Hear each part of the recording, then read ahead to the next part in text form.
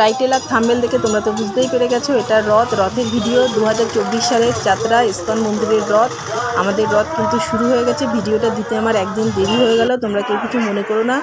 ভিডিওটা যদি ভালো লাগে একটা লাইক কমেন্ট আর শেয়ার করো, আর চ্যানেলটিকে সাবস্ক্রাইব করে দিও।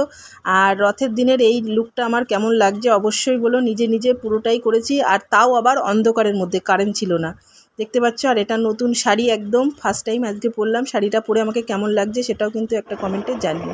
ভালো লাগলে চ্যানেলটিকে সাবস্ক্রাইব করে দিও। গুড আফটারনুন, এখন 4টে বেজে গেছে আর আমরা সবাই যাচ্ছি রথে। অনেকটাই দেরি হয়ে গেছে। হ্যাঁ, আমরাও দেরি করেই যাচ্ছি। তোমার বউ গাড়ি দেখে আসবে নাকি গাড়ি নিয়েই যাবা? অনেকটাই দেরি হয়ে গেছে, চলো যাই, গিয়ে তারপরে দেখাচ্ছি আমরা কত দূর পৌঁছিয়েছি। সবাই প্রায় চলে গেছে। কারেন্ট নেই, আমরা রেডি হবো কি করে? বাড়িতে কারেন্ট নেই, কখন থেকে বসে আছি, কারেন্ট আসেনি। দেখো মেকআপ চুলটুল একদম খুব বাজে হচ্ছে আজকে, কিচ্ছু ভালো হয়নি, ভালো লাগছে না দেখতে আমার মনে হচ্ছে, জানি না তোমরা একটু বলো তো। এই আমার ফুল লুক কেমন লাগছে। আমরা এখনো রথ ধরতে পারিনি, প্রায় এসে গেছি সামনে। 8-10-15 পা হাঁটলেই রথ। চলো তোমাদেরকেও দেখাচ্ছি।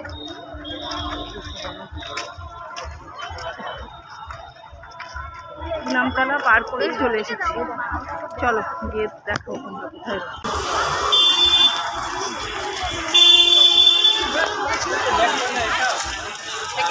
তুমি যাবা?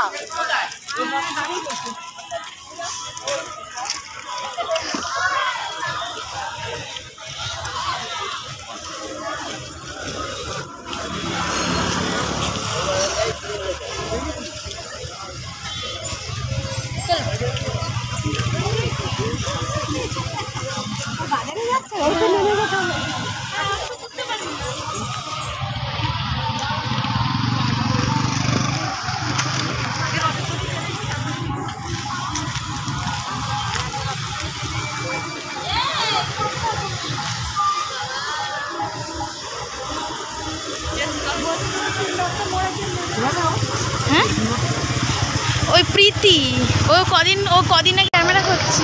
সো ও মামা এ হাত লম্বা করতে, তুই লম্বা তো, হাত লম্বা কর। এই ক্যামেরা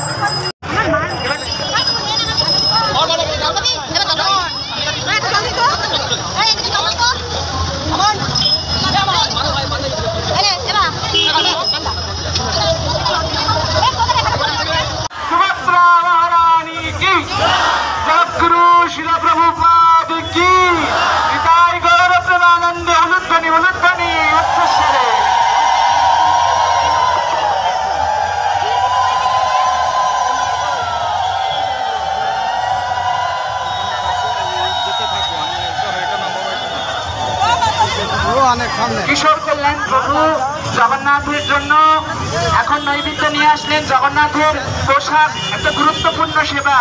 প্রভু প্রত্যেক বছর জগন্নাথের জন্য পোশাক দিয়ে থাকেন। জগন্নাথ এই সুন্দর রাজবস্ত্র পরেন, জগন্নাথের ড্রেস যা পরে রয়েছে জগন্নাথ, এমন সুন্দর সুন্দর সেবা প্রভুর কাছ থেকে আমরা প্রত্যেক বছর চাই। চলুন জগন্নাথের বিভিন্ন সেবায় অংশগ্রহণ করতে পারেন। আর জগন্নাথ দাঁড়িয়েছিলাম আর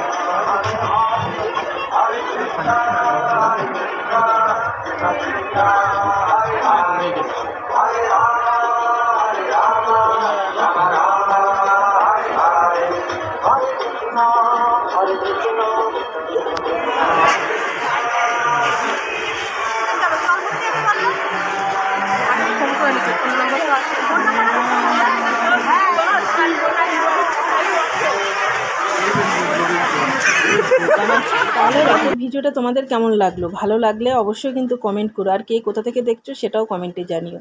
দেখতে পাচ্ছ জগন্নাথ দেব মাসির বাড়ি এসে বসে গেছে। কি সুন্দর লাগছে যে কি বলবো, এখান থেকে বাড়ি যেতে ইচ্ছা করছে না, এত সুন্দর লাগছে সাজানোটা, খুব সুন্দর হয়েছে। কিন্তু বাড়ি তো যেতেই হবে, এই যে বাড়ি চলে আসলাম, কারণ 9:30 বেজে গিয়েছিল, অনেকক্ষণ ছিলাম, আর আজকে প্রচণ্ড গরম।